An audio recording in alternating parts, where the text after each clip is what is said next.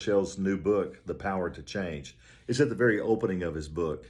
And he talks about when they started Life Church, that they had enough money to rent a small facility. And when I say small facility, I mean really small, a garage. It was a garage. It was enough space for them to have meetings, to have a few people, enough space for their staff to be there.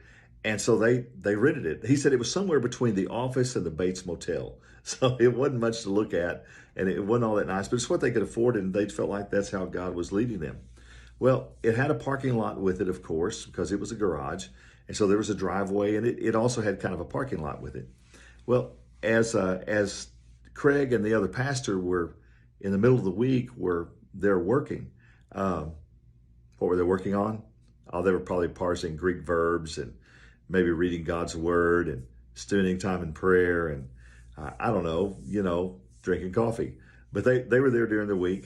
And yes, pastors work more than just on Sunday. But they were there during the week. And suddenly, in the middle of the day, or really it was late in the day, it was like 4 o'clock, there were like 15 cars pulled into their parking lot. And out of those cars jumped high school students. And they couldn't figure out what was going on when all of a sudden they heard these students chanting, "Fight, fight, fight." Well, they ran out of their offices and they discovered that these kids had circled up around 2 boys in the middle. The boys had stripped off their shirts and they were ready to get after it. What they didn't know was the facility they rented for their new church, it was a designated place that if you got into it with another person at school, you couldn't find it on school campus because you'd get expelled. I mean, you'd be suspended for a few days. So instead you said, "Hey, let's meet at that parking lot after school and it's on, buddy." And so that's what they did. Well, they see these kids pull up. They thought, "Oh, it's Pastor Appreciation Day."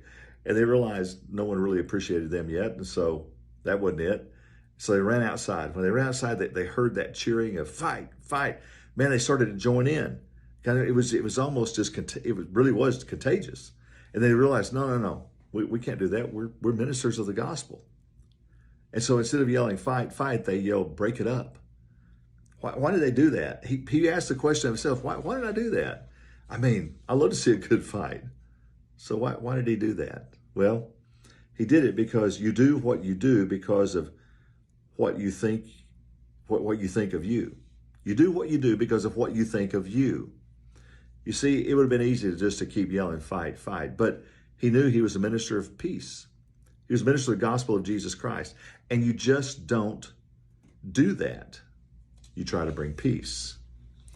Proverbs 23:7 says, "For as he thinks within himself, so he is." So I guess the question we need to ask, would you have yelled "Fight," or would you have yelled "Break it up"?